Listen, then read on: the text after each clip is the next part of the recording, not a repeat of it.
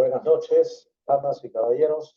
Sean bienvenidos a las actividades de nuestras cátedras de verano 2024, colectivo académico profesional Magister Libertas. El día de hoy, ustedes saben, trataremos el tema resolución, solución y disolución de problemas. Es un webinario gratuito como parte de las actividades previas al inicio de nuestras cátedras de verano con cursos que se van a desarrollar durante el mes de febrero y marzo. Ya la semana pasada tuvimos un encuentro aquí, ya estamos difundiendo los cursos y las actividades previas. Esta es una de ellas. Este curso tiene directa relación, este webinario gratuito tiene directa relación con el curso Problemas Urbanos que vamos a resolver. Se va a editar en el mes de febrero, y el curso Ciudad Inteligente y Calidad de Vida que vamos a editar en el mes de marzo. Pero además, resolución, solución y disolución de problemas es un tema suficientemente amplio como para que tenga que ver prácticamente con todo lo que nosotros tenemos y hacemos. Vamos a iniciar entonces el tema. Me comentaron algunos amigos cuando hemos estado intercambiando respecto al webinario de hoy, me comentaron que podría resultar algo redundante, porque resolver y solucionar como que son sinónimos. La disolución sí es diferente y a algunos les trajo recuerdos, tratos en unos casos y tratos en otros. Ustedes sabrán, los mayores de 40 años, a qué nos referimos con eso. Pero bueno, vamos a ver entonces, en realidad, esto de la resolución, solución y disolución de problemas. Es un juego de palabras, pero que es muy útil para transmitir lo que queremos a la hora de marcar diferencias respecto a la manera como abordamos problemas en nuestro mundo de hoy, en el mundo empresarial, en el mundo de las decisiones. Y eso es lo que vamos a ver en los próximos 45 minutos, que es el tiempo que hemos destinado para esta presentación, y luego las interacciones que tengamos con el público presente. Bien.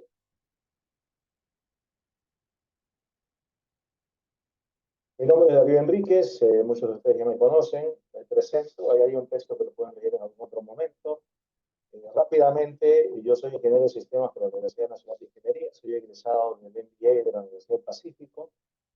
Además, hace 20 años, migré de Perú, yo resido en Canadá, aunque en este momento me encuentro en la ciudad de Piura cumpliendo actividades para la cooperación internacional canadiense. Tengo una experiencia relativamente variada. En Canadá hice una maestría en estudios urbanos, un doctorado en estudios urbanos. Eso me ha hecho recorrer prácticamente todo el espectro de conocimientos del mundo académico. Y eso es una fortaleza, entiendo, también un compromiso para evitar la superficialidad, porque estar haciendo ese tránsito a veces nos impide o nos habría impedido, creo que no es el caso, pero es posible de todas maneras, nos habría impedido profundizar lo que debiera ser. En todo caso, esta es mi presentación personal. Represento al equipo de Magister Libertas. Magister Libertas, como les decía al inicio, es un colectivo académico profesional formado por personas de dilatada trayectoria, unos muy jóvenes, otros, pero con todas las inquietudes y todo el mundo por delante. Y ese es el equipo que aparece justamente aquí en pantalla. Ustedes lo pueden apreciar rápidamente. Mencionamos a Roger Arévalo, María Enríquez, quien les habla, Leila Jiménez, Carlos López, María Pía Marroquín, Estefanía Morán, Leopoldo Ortiz y Abelardo Vildos. Este es el equipo de Magister Libertad, es el equipo que estamos iniciando actividades con toda la fuerza que el entusiasmo y el compromiso puede proveer para llevar adelante las cátedras de verano 2024, y a mí me ha tocado iniciar la primera actividad específica con este webinario, resolver, solucionar y resolver problemas. Vamos a empezar invocando, relacionado al tema de resolución de problemas. Después vamos a explicar esto de todo de palabras, 12 habilidades claves de las que se habla mucho en el mundo de hoy, habilidades claves que tienen que ver con el desempeño de los recursos humanos calificados en los diferentes ámbitos empresariales, de organizaciones, etc. Estas habilidades, que se les llama a veces blandas, es un nombre que no termina de cuajar justamente en la línea de su denominación, También se le llama socioprofesional, de interacción socioprofesional. Tiene que ver con diferentes grados, pisos, formas de socialización que existe en el ambiente de trabajo, en la ejecución de diferentes tareas en los procesos productivos. Estas 12 habilidades claves, y aquí estamos tomando como fuente un documento de la UNICEF, son las que se muestran en la pantalla y vamos a mencionarlas de manera específica, una por una. ¿Qué les parece? Manejo de sí mismo, resiliencia, comunicación, respeto por la diversidad, empatía, participación, creatividad, pensamiento crítico, la anotamos, está incluido en este curso. Resolución de problemas está incluido y le da nombre al curso, al webinario. Cooperación, también la tenemos incorporada. Negociación, toma de decisiones. En realidad, más de la mitad de estos elementos forman parte de esta gran temática que hemos denominado resolución, solución y disolución de problemas. Aclaro, porque estamos citando a UNICEF, los documentos realmente no recomendaría el contenido detallado de lo que UNICEF propone. Hay determinados elementos con los cuales no concuerdo, especialmente que sea demasiado lúdico el estilo de tratamiento de estos temas. Nos podemos divertir, pero vamos a decir, sin bajar el nivel. Pero la UNICEF tiene una virtud, los documentos de la UNICEF en general son muy buenos definiendo temas, definiendo temáticas, definiendo espacios de estudio. Luego el desarrollo, lógicamente, va a haber concordancias y discrepancias. La recomendación sería, en todo caso, si tomamos documentos de UNICEF, aprovechemos, ¿no?, la calidad de la forma como ellos estructuran sus temáticas, más que los contenidos, que también son interesantes, pero para eso justamente una de las habilidades que ellos invocan, el pensamiento crítico, tiene que estar siempre ahí. Vamos a ver entonces, a partir de ubicar el universo de la temática de resolución de problemas, ¿por qué es que estamos haciendo esta partición de resolución, solución y disolución? Vamos a citar ahora, antes de seguir avanzando, UNICEF es una cita ya que hemos hecho. Aquí vamos a invocar a Russell Lakoff. Y hay una cita de Russell Lakoff en este momento que me gustaría compartir con ustedes. Vamos a leerla, ¿no? Russell Lakoff, cuando presenta este libro, El arte de resolver problemas, él también, bueno, en la traducción dice él también utiliza una denominación, pero justamente a él se le atribuye y de él aprovechamos este juego de palabras, esta apertura hacia diferentes formas de abordar los problemas, que es este trío de resolver, solucionar y disolver. Hay una cuarta opción, la vamos a ver después, que también forma parte de un juego de palabras, pero que no forma parte de lo que nosotros deseamos hacer frente a los problemas. A través de los años, dice Russell Lakoff, se me ha presentado ante las audiencias como arquitecto, estadístico, planificador urbano, investigador de operaciones o como científico del comportamiento, de comunicación, información, administración y organización de sistemas. Pero ninguno de esos términos describe tan bien mi labor como lo hizo un alumno mío. Me llamó solucionador de problemas. Russell Lakoff. Esto es interesante porque escrito en la década de los 70, ya estamos hablando más de 50 años, más de medio siglo, realmente resulta premonitorio, si ustedes quieren, porque la importancia de la resolución de problemas, que es presentado incluso como una de las 12 habilidades claves del recurso humano enriquecido, se anticipó en esos tiempos por Russell Lakoff, un estudioso, un autor que merece la pena seguirlo y utilizar mucho de lo que hizo en su momento, quizás anticipándose a su época o viviendo con mucha intensidad la suya también. Otro autor a quien invocamos, es importante tenerlo presente como inspirador, es un poco de toda la trama que vamos a desarrollar en los próximos minutos. Es Peter Shetland, que es el creador, el propulsor de la famosa metodología de sistemas blandos. Y acá hay una cita, me van a permitir leerla también para ser muy precisos. La metodología de sistemas blandos es un enfoque para abordar situaciones problemáticas y complejas de todo tipo. Es un proceso orientado a la acción en el que se propone desde conocer la situación problema, hasta tomar medidas para mejorar.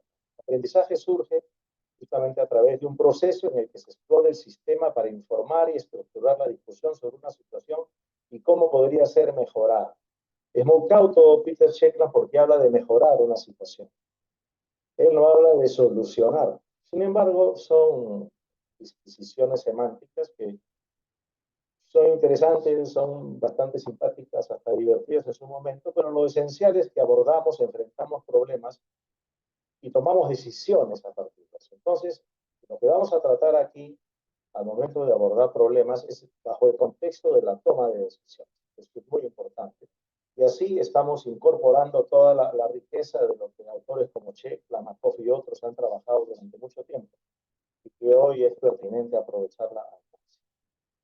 ¿Qué es un problema entonces? Tenemos que empezar, lógicamente, definiéndolo, o mejor dicho, encuadrando el concepto para lo que vamos a desarrollar en los próximos minutos. Hay tres elementos que estamos colocando. Es primero el deseo de operar un cambio positivo o obtener mejores resultados respecto de una situación, de una realidad en la que vivimos. Ese es el primer requisito.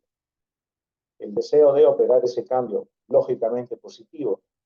No se asegura que sea positivo al final, buscamos el cambio positivo, puede que no nos resulte, pero no significa que al principio no tenga que haber esta tendencia a hacer un cambio positivo. Sería absurdo considerar, puede suceder en casos extremos o patológicos, que se quiera cambiar la realidad para negativo, pero eso no sucede por lo general, por eso es que la premisa uno es que deseamos operar ese cambio positivo. Segundo es que hay varios cursos de acción posibles para ese cambio positivo que queremos operar y debemos tomar una decisión. Aquí ya nos ubicamos, nos sumergimos en el mundo de la toma de decisiones. Y finalmente, esto que es muy importante, no sabemos exactamente cuál es la mejor alternativa de decisión. No lo sabemos. No lo sabemos. Entonces, por eso es que es necesario tomar una decisión. Si supiéramos cuál es la mejor alternativa, a ciencia cierta, de manera absoluta, el problema simplemente desaparecería, porque el problema se convertiría más bien en la acción, en hacer algo, más que en tratar de seguir un proceso de decisiones para seguir un curso de acción. Creo que eso enmarca la definición del problema que queremos para nuestra gente. Hay tres líneas de acción y empezamos ya con el título y empezamos a desentrañar este juego semántico. Resolver, solucionar y disolver. Son las tres alternativas. Hay una cuarta, les decía, que es no hacer nada. Que en inglés, llevado un poco infelizmente a la traducción en español, es absolver. Si tú absuelves un problema, es un término extraño, quiere decir que no haces nada al respecto, que lo ignoras. Es una alternativa, efectivamente. De repente estamos frente a un problema y no hacemos nada. Pero eso no nos interesa. Lo que a nosotros nos interesa es hacer algo, operar cambios para lograr un resultado deseado. Y resolver estaría en la línea de encontrar, fíjense, esto se convierte prácticamente en un modelo decisional, en un esquema para tomar decisiones, porque yo puedo decidir si resuelvo el problema, es decir, si encuentro una situación más o menos satisfactoria, de una relativa mejora, que todo el mundo esté más o menos contento, todos los concernidos. Busco que solucionar bajo un enfoque de optimización. Aquí defino un modelo matemático, obtengo un resultado eficaz, eficiente. Si el problema me lo permite, yo puedo ir por ese lado. O simplemente disolver, que es cambiar radicalmente la realidad en la cual se desenvuelve o se ubica el problema, cambiar el entorno, de tal manera que en el nuevo escenario el problema ya no existe. Son alternativas. Es más, en muchas ocasiones para problemas complejos, yo puedo de repente particionar, si cabe de neología, el problema, y hay una parte que lo puedo resolver, buscar un resultado más o menos. Hay otra parte, se podría llamar la parte dura, que lo podría solucionar, podría a través de un modelo matemático disponer los diferentes elementos del proceso productivo para sacar adelante. Y finalmente, otra parte podría ser disolver, otra parte del problema simplemente yo cambio las condiciones yo cambio las condiciones de la realidad en la cual subsiste el problema, ¿para qué? Simplemente para que en ese nuevo escenario el problema ya no existe. Surgirán probablemente otros problemas y vamos a ver los ejemplos que desarrollaremos aquí. Pero el problema original ya no existe, especialmente para la persona que era la encargada de llevar adelante la solución del problema. Aquí ya van apareciendo personajes, es muy importante. Porque lo que estamos transmitiendo es que necesitamos en primera instancia determinar cuál de los enfoques vamos a aplicar cuando tenemos frente a un problema. ¿Lo vamos a resolver una situación relativamente satisfactoria, una mejora respecto a una situación anterior? Vamos a solucionar, es decir, aplicar determinados modelos matemáticos o decisionales que me aseguren un resultado eficaz y eficiente. O lo vamos a disolver. Es un cambio mayor. Se puede notar rápidamente de manera intuitiva que resolver estaría asociado, no siempre, pero tendería a asociarse a corto plazo, solucionar a un mediano plazo y disolver a un largo plazo. No necesariamente es así en todos los casos, pero es la tendencia que se estaría presentando. Otro elemento más, miren, estamos enfrentando un problema y ya tenemos que establecer la pauta. Resolvemos, solucionamos o disolvemos. Ya es un punto.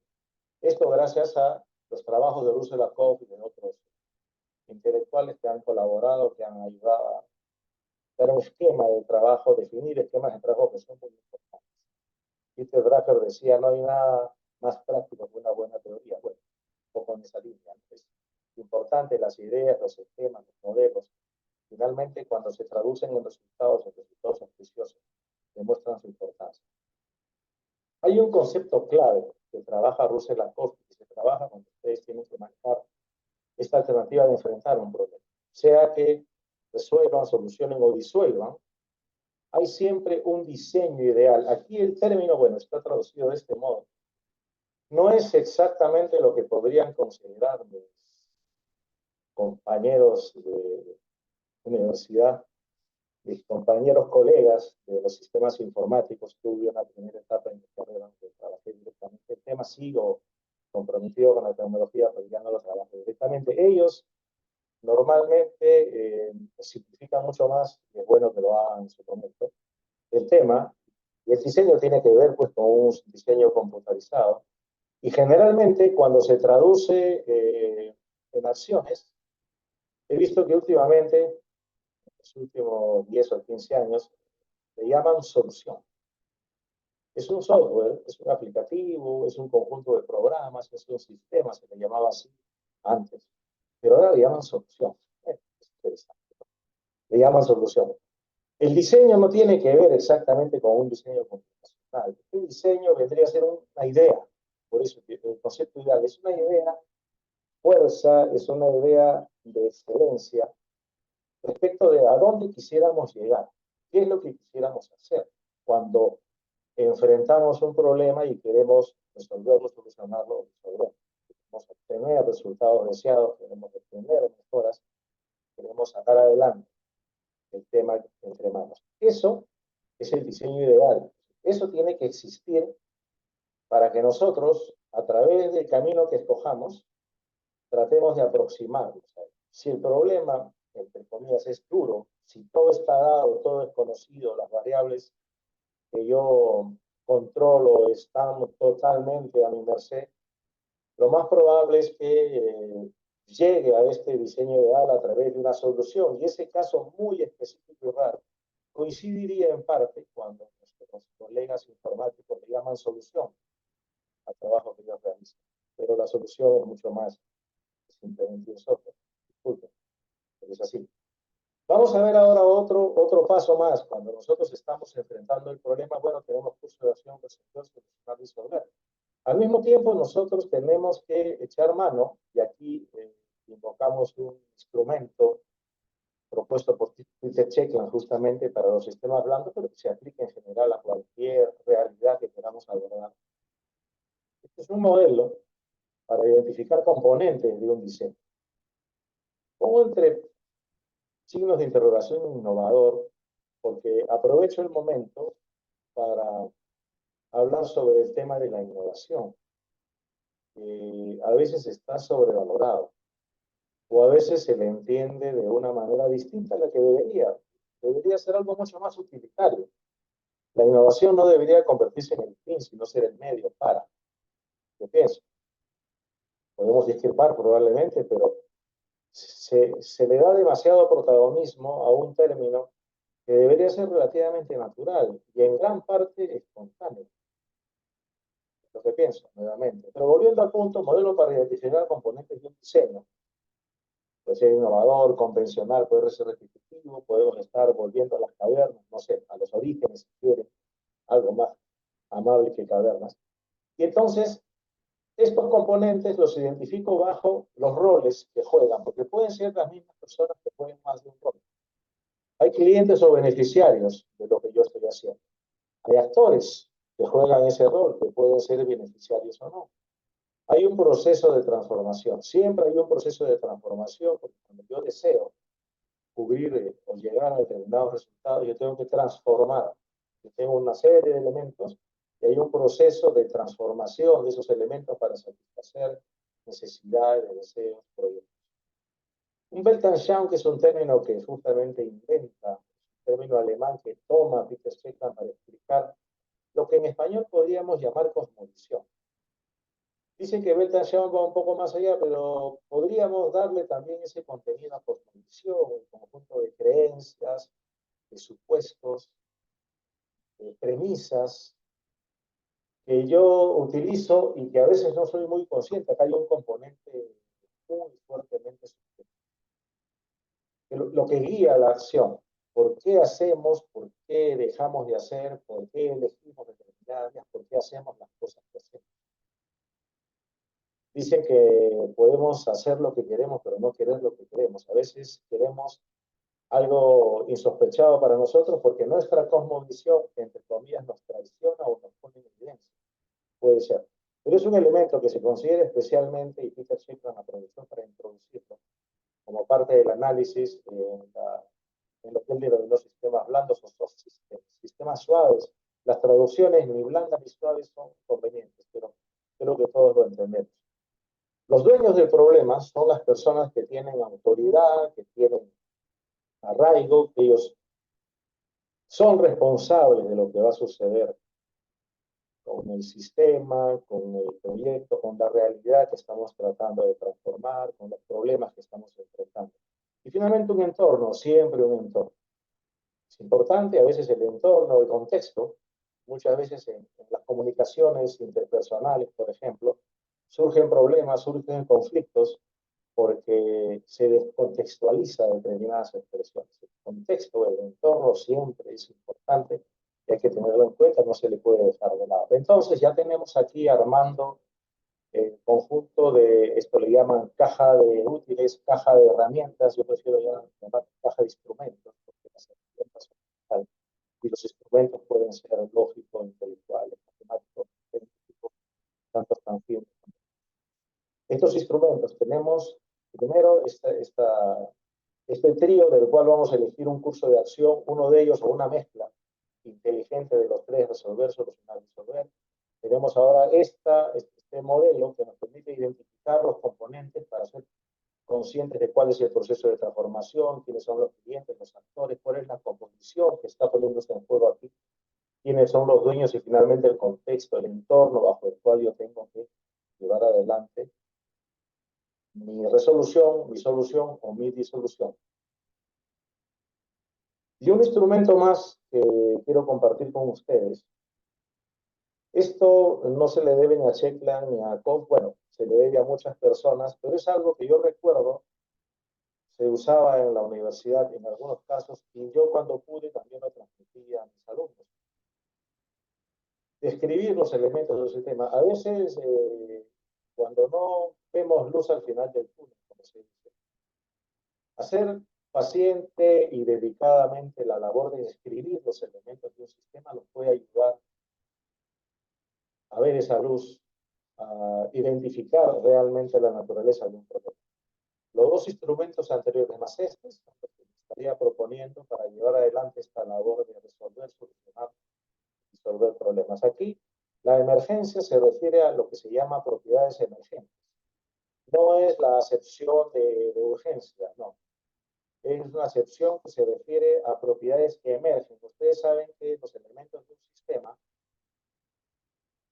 de ese sistema, emanan propiedades que no necesariamente existen en los componentes de los elementos. Eso es muy importante de tener en cuenta. Entonces, esas propiedades emergentes deberían ser lo que el exterior, lo que los observadores perciben de un sistema, bajo diferentes circunstancias o condicionamientos.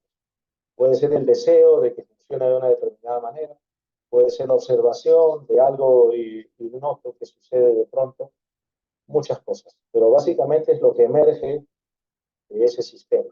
Los elementos son justamente los diferentes componentes que interactúan entre sí. E interactúan entre sí a través de diferentes elementos, de diferentes elementos de comunicación, ¿no? O ítems de comunicación, por eso aquí tenemos que identificar la comunicación que existe entre estos elementos, y también patrones de control. Patrones de control tienen que ver, por ejemplo, en el caso de organizaciones humanas, o donde el elemento humano es muy importante, el control tiene que ver con la gobernanza, es un nombre muy importante, con la forma como la gente se organiza, con los códigos de interacción.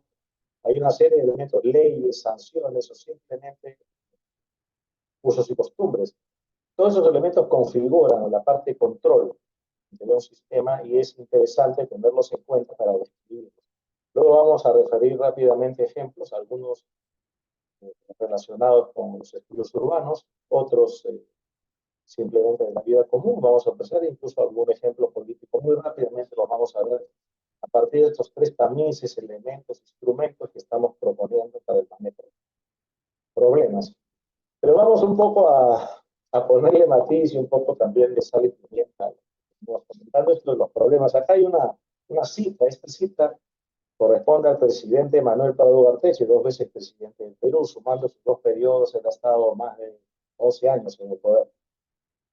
Y él decía que hay 2 tipos de problemas, los que no tienen solución y los que se resuelven solos. Entonces, ¿para qué estamos aquí? Esta frase nos llevaría a la curiosa conclusión de que mejor no hacemos nada, ¿no? Y efectivamente, ¿no? Esto parte de una revisión de lo que sus allegados, gente que trabajó con él, que está descanso, pues, gente que trabajó con él y que efectivamente él aplicaba mucho este criterio, lo aplicaba un poco de manera irónica, es cierto, en política que se asume que es el arte de lo posible. Hay cosas que a veces no es posible desarrollarlas o hacerlas con tanta facilidad como se cree. Entonces aquí, pues, si nosotros aceptamos esta frase que es básicamente irónica y que es una postilla muy interesante, pero nada más que eso. Apunte que efectivamente en el primer caso no habría nada que hacer, si no tiene solución, ya para qué complicarnos la vida. Y si se resuelven solos, también para qué hacer algo, simplemente. Y resulta que en algunos casos en política se cumple mucho este principio, este aforismo, es que a veces es cuestión de aguante, o sea, de soportar el temporal un tiempo, y luego se va a llegar a una situación, a una especie de calma chicha. Pero ni se tomó acción para resolver el problema, y tampoco se resolvió solo. Esto no sucede. Esto no sucede. Podemos verlo con relativa facilidad haciendo alusión a los problemas, pero vamos a ver unos cuadros y después vamos a ejemplificar los 3 modelos que hemos mostrado. Estos son los problemas más importantes que tiene el Perú. Hemos hecho una secuencia de 5 periodos, no están exactamente distanciados, así que el gráfico que después va a aparecer tiene un defecto matemático, si se quiere, pero marca una tendencia, creo que con cierta claridad. Corrupción, delincuencia, falta de seguridad, que se agrupa en una sola categoría, costo de vida y precios altos, desempleo, falta de trabajo, pobreza, hambre, terrorismo, subversión. Estas encuestas se han desarrollado pidiendo que las personas indiquen 3 tipos de problemas, los 3 problemas más agudos que tiene el Perú, y en texto libre, ¿no? Las personas hacían uso del lenguaje natural para, en texto libre, decir cuáles eran, y luego se reagrupan asumiendo que hay ciertas equivalencias, por ejemplo, costo de vida y precios altos, evidentemente, la relación, por eso se une, delincuencia y falta de seguridad, desempleo y falta de trabajo, son términos que la gente usó o aproximados, y eso permitió agrupar las respuestas espontáneas.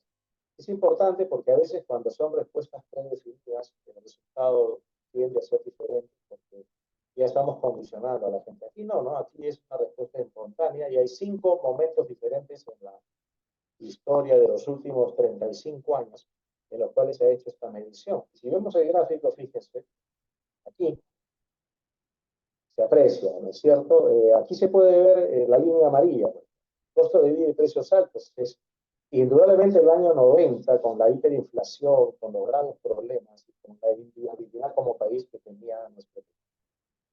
88 puntos de los entrevistados, el 88% mencionó este problema, el costo de vida y precios altos. Recuerden que no suma 100, ¿no? No suma 100 porque las personas escogían 3. Sin embargo, es un número índice relativamente importante y se compara con los demás y se compara tanto horizontal como vertical.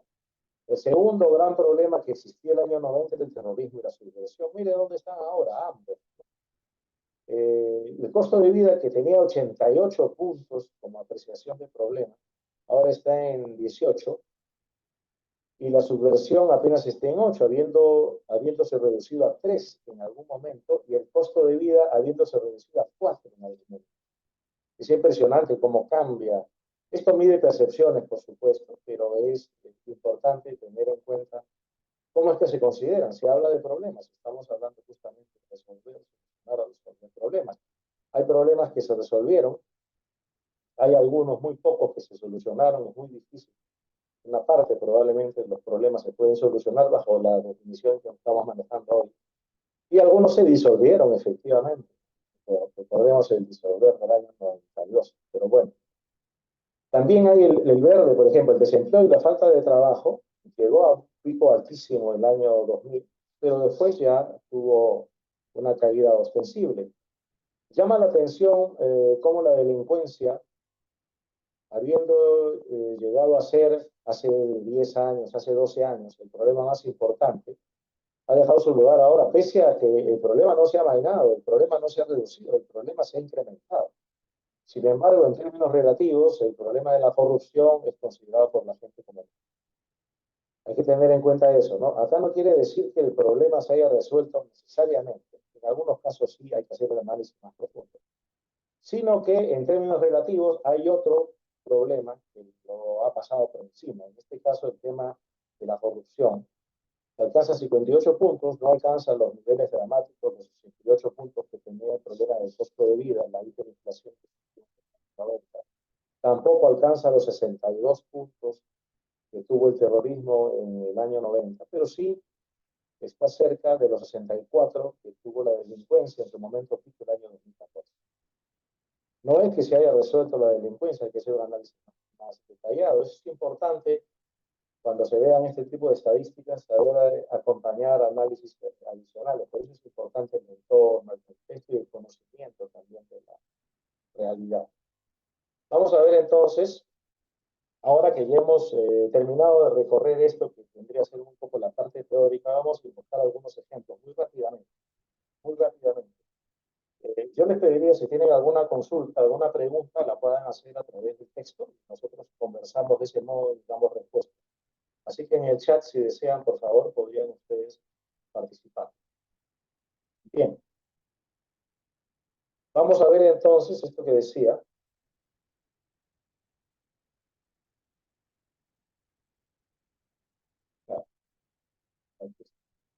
En resolver, solucionar y disolver. En resolver, hay un ejemplo clásico que he tratado, he trabajado en las clases, también en algunas ocasiones prácticas. Por ejemplo, el problema del recojo de basura. En eso se trabaja mucho y funciona muy bien ejemplificarlo para resolver, solucionar y disolver.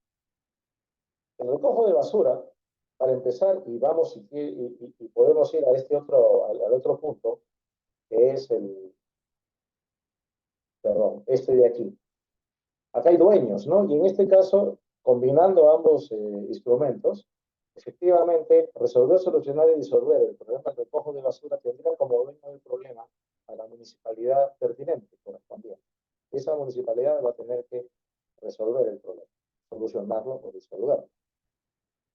Resolver el problema del recojo de basura, haciendo lo que se puede con los recursos a mano, implica que se recoja toda la basura que se pueda, de la mejor manera que se pueda, repitiendo turnos, haciendo las extras, haciendo operativos para recoger basura, y la cosa se mantiene más o menos limpia en la ciudad.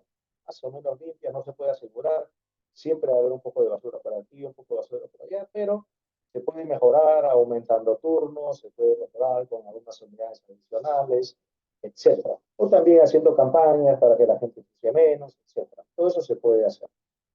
Eso se resolver. Son algunos cambios, hay ciertas intervenciones y se tiene un sistema de recojo de basura más o menos mejor. Para solucionar, yo podría aplicar un enfoque de optimización. Puedo determinar matemáticamente incluso cuántas unidades de recojo necesito, cuánto personal, cuáles son los horarios que estas personas van a tener que utilizar o los horarios que van a tener que aplicar para el recojo de basura, etc. Todo eso implicaría un gran modelo matemático de optimización y efectivamente podría obtener resultados auspiciosos. Eso es muy difícil a veces de obtener, pero se podría realizar, porque las necesidades son tantas que realmente aplicar un enfoque de este tipo nos llevaría probablemente desde la municipalidad, ojo, el dueño del problema es la municipalidad, es quien tiene que tomar la decisión, no tiene recursos infinitos y tampoco tiene una administración que se pueda considerar adecuada, mínimamente adecuada. Es la verdad, lamentablemente es así. Es difícil, la administración estatal tiene sus complicaciones. Habría entonces una tercera alternativa, disolver.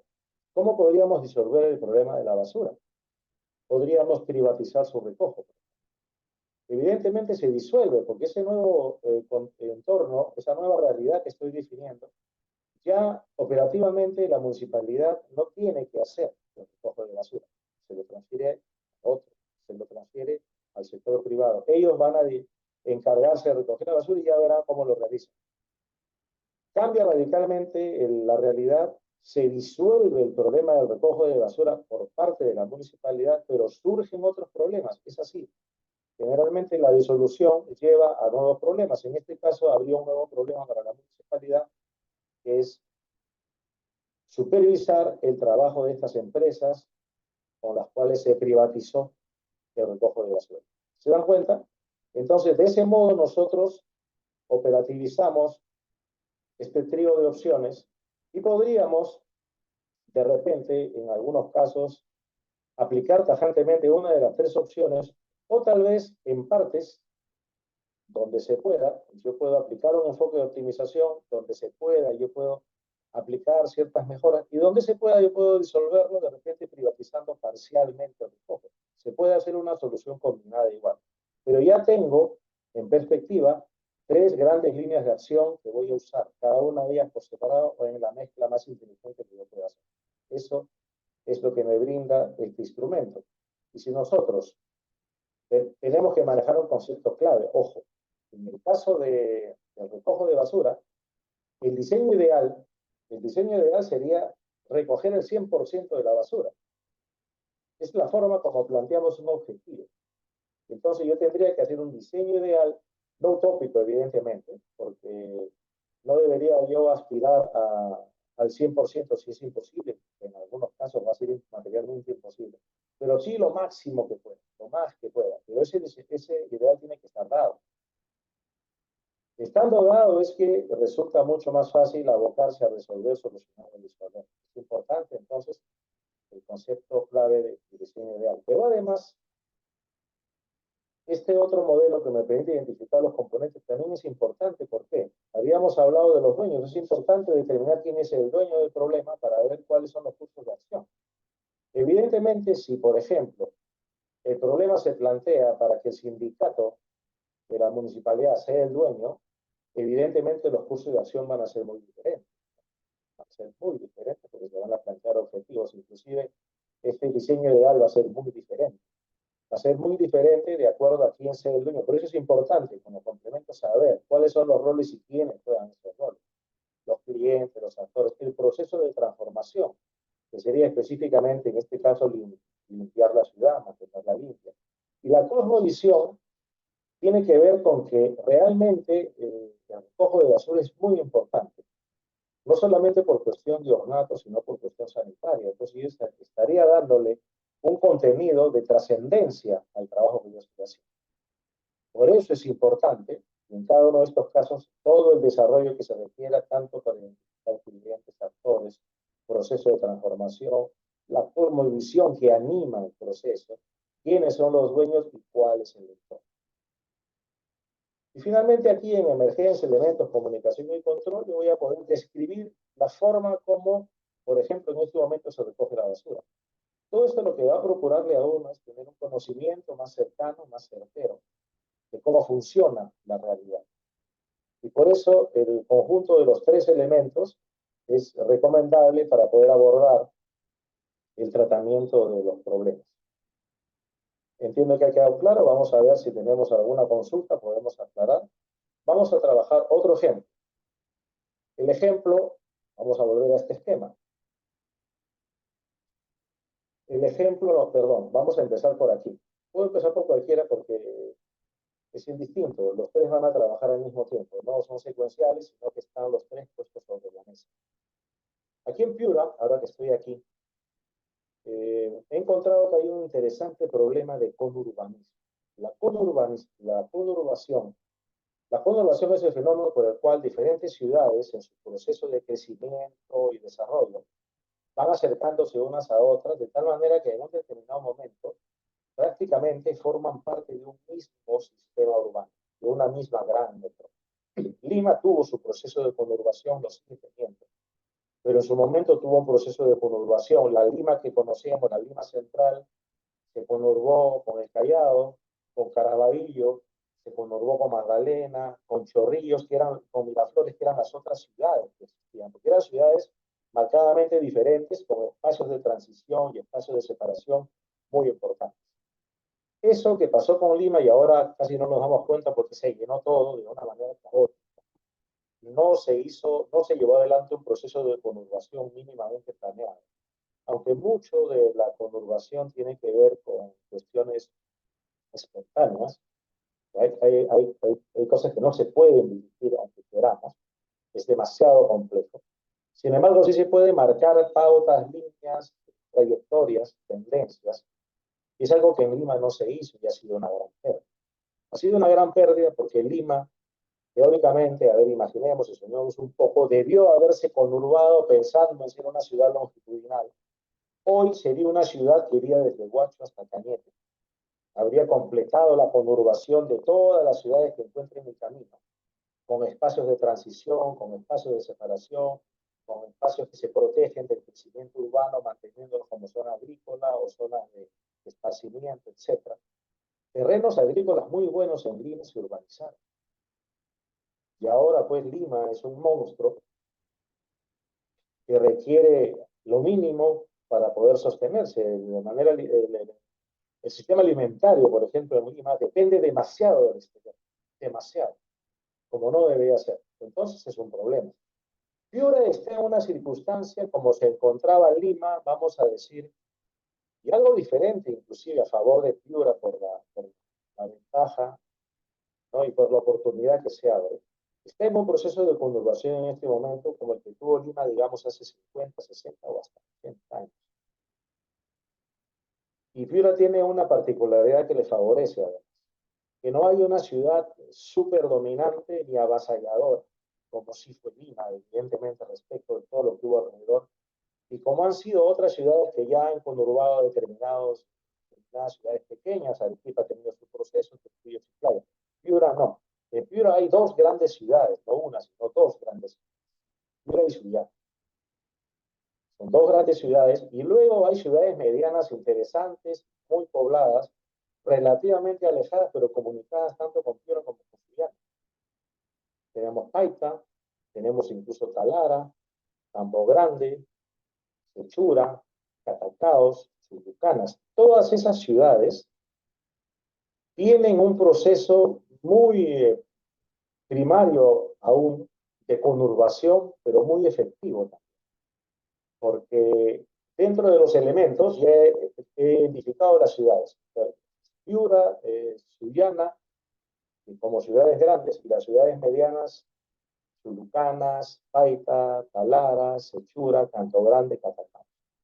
Catacaos está a 20 minutos de Piura, Chulucanas está un poco más, Sechura está algo alejada, pero se va conectando porque se va formando una red de ciudades. Si ustedes gustan, pueden darse una vuelta por el plano. En el curso Problemas Urbanos que vamos a resolver, que vamos a dictar a partir de febrero, sí vamos a desarrollar con bastante detalle el problema de la conurbación de Piura específicamente, ¿no? Y los elementos en este caso serían las ciudades. La emergencia, básicamente para la percepción que estamos teniendo del proceso de conurbación, la conurbación va a ofrecer desventajas, evidentemente, porque va a exigir el crecimiento de una serie de servicios. No es algo dado el servicio de agua potable, aquí es muy escasa, el sistema eléctrico, el tendido, etcétera. Todos los servicios y el equipamiento urbano que se va a requerir para la conurbación es algo complejo.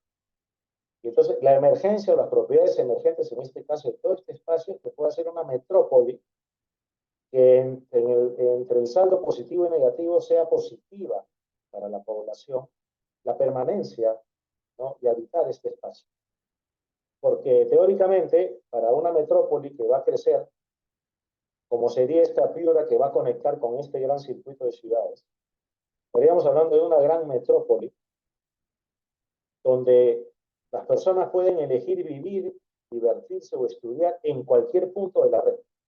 Ese es el concepto y esa es la virtud más grande que tiene una ciudad conurbada, una gran metrópoli.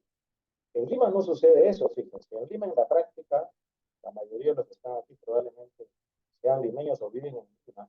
En la práctica, en Lima, lo que hace la inmensa mayoría de gente es definir un relativamente pequeño espacio para divertirse, para que sus hijos estudien, para ellos mismos estudiar de repente algo más y para vivir. Un espacio muy restringido. Cuando la gran virtud de la metrópoli debería ser que yo pueda vivir en cualquier lugar de esa red, estudiar en cualquier lugar de la red, divertirme en cualquier lugar de la red, trabajar en cualquier lugar de la red. Y eso se definiría a través de los medios de comunicación. Y los medios de comunicación no serían solamente las vías, carreteras, autopistas, sino también el equipamiento, las unidades de transporte, ¿correcto? Y la lógica bajo la cual se atiende la necesidad de transporte. Sería ideal, y pensemos en el diseño ideal para Piura.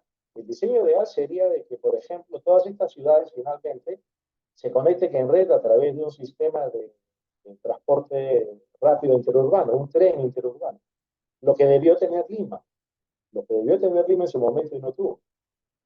Y pudo haberlo tenido, y tenía algo ya en forma inicial, ya había un ferrocarril de Macho Ríos, había Lima Chica, había Lima Callao, o sea, había líneas férreas que no se modernizaron, que pudieron haber cambiado la historia de nuestra metrópoli. Lamentablemente no fue así.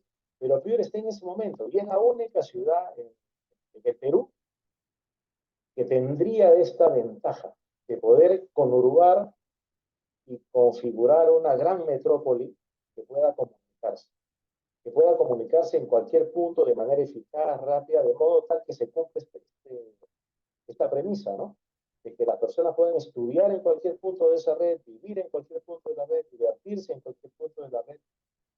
Eso es lo que se podría crear. Y el elemento de control, cuando estamos describiendo los elementos del sistema, el elemento de control tiene que ver, aquí se empiezan algunas dificultades. Porque resulta que estas ciudades, las ciudades son una realidad y las provincias son una ficción, igual que los departamentos y hasta los países. Lo que existe realmente en el mundo son ciudades. Y hay una serie de restricciones que se generan a partir de la gobernanza o de la administración o la división administrativo-política. Piura está en la provincia de Piura, la ciudad. Sullana es otra provincia. Catacao sí está en Piura, pero Sechura es otra provincia. Paita es otra provincia, Talar es otra provincia. Tambo Grande pertenece a Piura. Hay toda una mezcla. Hay una realidad administrativo-política que tiene que ver con cuáles son los elementos de control que configuran lo que se denomina la región. Que dicho sea de paso no existe. Es una noticia bastante curiosa, pero las regiones formalmente en el Perú no existen. Busquen un poco de información, se van a dar cuenta. Subsisten los departamentos y bueno, se hacen a los locos y se trabaja el tema regional, pero nunca se crearon oficialmente las regiones. Para el colmo de la informalidad en nuestras regiones, las 23 o las 24 que tenemos aún informales.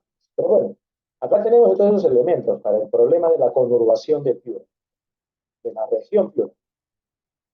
Y entonces, aquí podríamos identificar esta cosmovisión, el Weltanschauung en este caso, sería esta idea trascendente de que yo puedo llevar adelante un proceso de conurbación para la gran metrópoli. Es posible y que es deseable hacer eso. Y habría un gran proceso de transformación que ya se viviría, Habría dueños, que son las autoridades políticas, habría actores, que son autoridades, que es la misma gente, los ciudadanos, clientes o beneficiarios, que sería también la misma población, y un entorno en el cual esta región está constreñida, está restringida relativamente por las decisiones del gobierno central. Hay todo un tema y que con este modelo vamos a poder desarrollar para el problema de la conurbación de activos. Regresamos aquí, hablamos del diseño ideal y de resolver, solucionar, disolver. Resulta que hoy hay un proceso de conurbación ya en marcha, porque yo creo que me quedo corto si digo que el 80% del transporte interurbano en Piura es informal. Es informal o está muy cerca de serlo, o es un híbrido entre formal e informal. La gente se comunica igual, o sea, hoy hay mucha gente que va y viene en todo este circuito de ciudades. Existe ya la conurbación, ya existe esa conurbación muy precaria, muy informal, sin que se haya perfeccionado una serie de mecanismos, pero resulta que ya eso se echó a andar y eso no lo detiene nadie. Es lo que pasó con Lima. Y entonces, más temprano que tarde, yo tengo que anticiparme al tema y más bien tratar de darle un sentido y tratar de hacer las cosas de modo tal que puedan mejorar. Aquí hay mucho que hacer, tanto por el lado de resolver como por solucionar.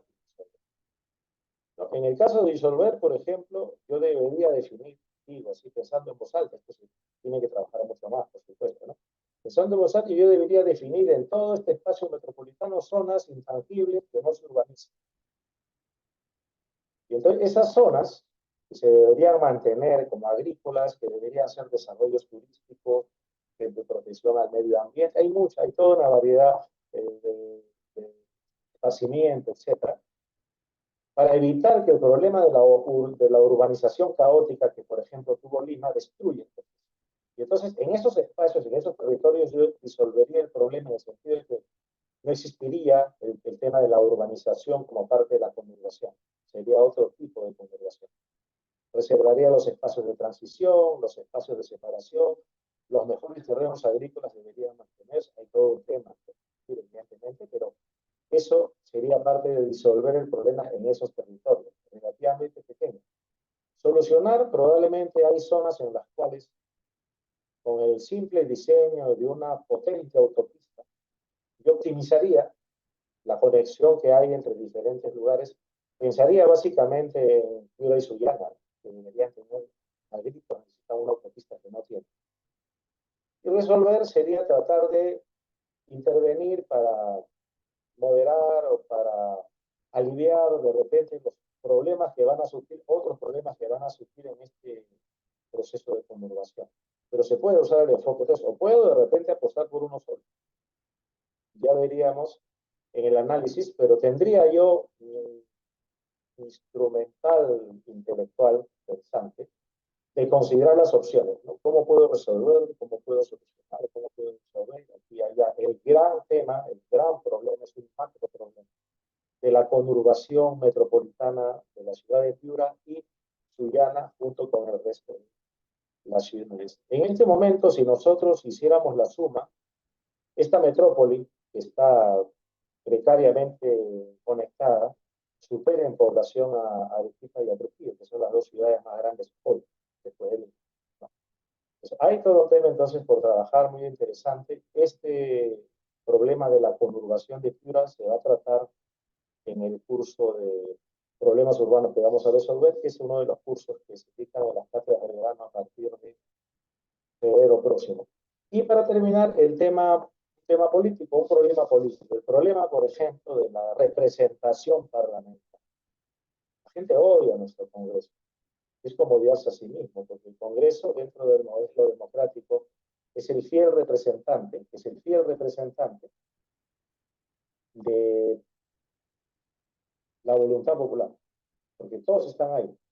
Incluso están ahí aquellos que no quieren, que uno no los quiere, porque todos los partidos tienen, aunque sea una pequeña representación, yo no puedo odiarlos.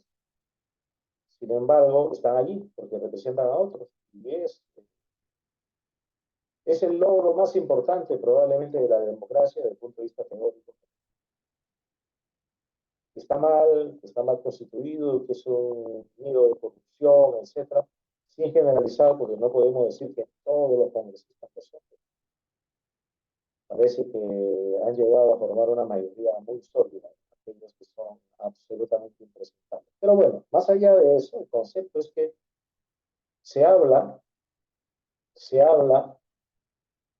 de mejorar la representación, mejorar el hecho de que el Congreso represente realmente a la población. Hay muchos que son elegidos a través de una locomotora, que simplemente arrastra el voto y etcétera, ¿no? Entonces se han intentado muchas soluciones que van por el lado de resolver. Por el lado de resolver, se ha intentado, por ejemplo, colocarle algún requisito más, pedirles que sean así, asá, invocar a los partidos, ingresar a la democracia partidaria para que se imponga un modelo de elección, pero todo sigue siendo relativamente malo y peor. No mejora la representatividad y cada vez en los últimos 15, 20 años y hasta más, el Congreso nuevo es peor que el anterior siempre, no hay un cambio en eso. Entonces, de repente, el enfoque de resolver deberíamos dejarlo de lado. Solucionar podría hacerse todo un modelo matemático de repente de representación. Pero igual, me temo que por más exactamente matemático que se diseñe ese modelo, no estamos cambiando el fondo de la zona. Y en disolver, de repente, tendríamos que cambiar totalmente, definir un escenario muy diferente al actual. Sería el sistema uninominal. Si lo explico rápidamente, porque ya se nos gana el tiempo y vamos a terminar la ponencia. El uninominal significa que el país se divide, hay 130 congresistas, se divide en 130 espacios electorales. Y en cada espacio se elige a uno, nada más que a uno. No hay esta lista de varios y que voto preferencial. ¿Para qué? En cada espacio, cada partido pone un candidato y en ese espacio la gente coge a uno, nada más, del partido que gane. Y entonces, los 130 van a representar, primero que van a representar bloques territoriales relativamente parecidos, porque cada territorio, cada espacio de estos 130 va a responder aproximadamente a 250.000 electores. Entonces yo no voy a tener los casos que se ven hoy, de congresistas que con 2.000 votos ingresaron por el voto preferencial y por la locomotora, y otro que sacó 500.000 de votos. No son pares, esa gente no es par entre sí. Pero si cada uno representa la misma cantidad de gente, o sea, un elegido a 250.000 electores, entonces sí son pares entre sí. Ya eliminé uno de los problemas, ¿no? La paridad entre la representatividad de ellos. Pero además elimino también el voto preferencial, que es una fuente de corrupción. Y obligaría, como autocontrol, fíjense, a los partidos a elegir a lo mejor que tengan, porque solo tienen una bala, digamos, por cada territorio. Ya no pueden poner una lista ni rellenar gente. Tienen que escoger a su mejor elemento en ese territorio. Porque si no, van a perder la elección. Entonces hay un elemento de autocontrol que es muy importante en este sistema. De esa manera yo estaría disolviendo. Disuelvo el actual problema del sistema de elección y lo cambio por uno totalmente nuevo. Que va a tener sus problemas también, etcétera, pero que nos va a permitir de repente superar. Digo de repente, estamos explorando opciones. Ese sería otro caso en el cual estaríamos aplicando este de resolver, que vemos que ya se aplicó, solucionar, que es un poco complicado, y disolver, que sería una alternativa que se podría proponer. De esa manera, entonces, rápidamente hemos visto 3 ejemplos, diferentes cursos que vamos a tener en la cátedra de verano. Se va a poder revisar, justamente, se va a poder revisar, se va a poder utilizar estos instrumentos para abordar los diferentes tipos de problemas que nosotros tenemos, que nosotros abordamos en los diferentes cursos. Yo les invito, entonces, no sé si tienen alguna pregunta, alguna consulta, yo les invitaría a consultar nuestra página en Facebook, nuestro LinkedIn. Allí te vamos a tener información para que se informen un poco más, valga la redundancia, sobre nuestros cursos, sobre lo que estamos ofreciendo. Y tal vez, espero, en las próximas semanas nos puedan acompañar en parte de los cursos que estamos desarrollando. Y que yo les aseguro, las expectativas van a ser ampliamente superadas, tenemos mucho entusiasmo, mucha fuerza, la experiencia que se requiere. Y también esa conexión que requerimos tener y que vamos a desarrollar con la gente para poder, en muchos casos, como los que hemos visto hoy, aterrizar sobre problemas específicos, cosas que conozcamos o que sea interesante conocer. Les he querido contar esto de Piura, y disculparán al público en general, pero he querido apuntar mucho a los que están interesados específicamente en el curso de los problemas urbanos que vamos a resolver. Porque la conurbación es un problema fundamental en el tema de la planeación del crecimiento urbano. Y una planeación que no es la planeación central que pueden pretender algunos, que más calza con el término acompañamiento. Es decir, uno tiene que saber identificar cuáles son las fuerzas que están presentes en la dinámica natural, si se quiere, de estos procesos y de estos fenómenos, de estos grandes sistemas complejos, identificando esa dinámica, acompañarlos. Nadie sabe mejor que la propia gente lo que se debe hacer. Lo que se puede marcar son pautas. Imagínense ustedes, esto lo he comentado más de una vez con amigos y también. Imagínense ustedes cómo es que encontramos en una ciudad, de pronto, una zona que nadie había advertido, se convierte en un lugar muy concurrido comercialmente, los ambulantes en la calle, tanto así que finalmente, después de 15 años, esa zona se convierte en una zona comercial, se unen diferentes inmuebles, se demuelen, se construyen centros comerciales, se genera un clúster.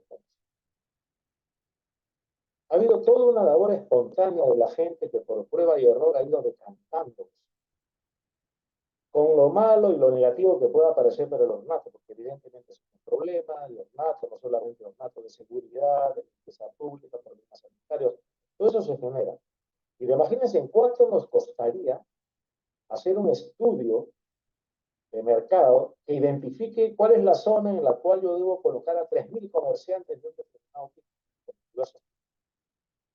Ese estudio sería carísimo y encima ni siquiera tendríamos la seguridad de que sea certero. Resulta que por la espontaneidad propia del caos urbano que hay en nuestras ciudades, en Perú, en América Latina, en el mundo, entre comillas, subdesarrollado, resulta que muchas de estas actividades ya se llevaron adelante. Ya se llevaron adelante y lo que tenemos que hacer es identificarlas y acompañar el proceso.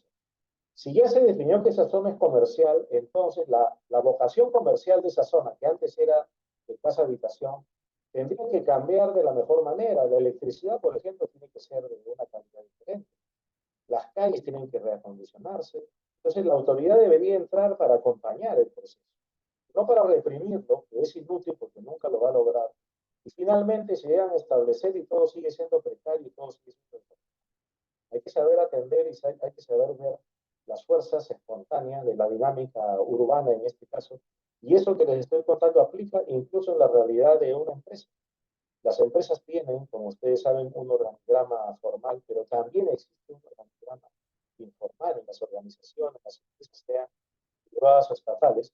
Existen esas fuerzas que es importante identificarlas y nosotros queremos intervenir y queremos provocar ciertos resultados deseados. Eso es entonces lo que queríamos decirle aquí. Yo les agradezco mucho la participación. Me hacen una consulta referida a que se va a disponer del material. Efectivamente, esta presentación se va a subir como video en nuestras redes sociales y allí vamos también a poder comentar, seguramente con algunas personas que habían advertido que no podían estar, pero van a participar del visionado del video respectivo y de interactuar justamente para revisar algunos temas. Estamos absolutamente a la orden para atender cualquier consulta. Ustedes tienen mis datos, ustedes me encuentran en Facebook, yo me he comunicado con la mayoría de ustedes de manera directa, estamos haciendo una publicidad de ese tipo y entonces en la medida de que ustedes nos ayuden también a viralizar y a reproducir y a reenviar, vamos a llegar a más gente y vamos a poder compartir esto que estamos desarrollando con toda la pasión de la que somos capaces, que la aprendimos en los pasillos principalmente y en algunas aulas y con algunos maestros. Veo algunos aquí que nos acompañan, que nos, inmersaron, que nos formaron justamente en un ambiente como este. La pasión por aprender, la pasión por conocer y la pasión por resolver, por solucionar o por resolver, para ser extensivos con título de nuestra ponencia. Les agradezco, muy agradecido, y entonces interactuamos a través del video que se va a publicar, y entonces estamos a la orden para cualquier consulta a través del correo electrónico, a través de Facebook, LinkedIn, también estamos en Instagram, y todo ese esfuerzo de Magister Ribertas y del equipo que nos acompaña está usando preferentemente las redes sociales para hacer llegar su sentir, su propuesta y su trabajo. Muchas gracias. Hice una preguntita. Hice una preguntita por escrito para cerrar.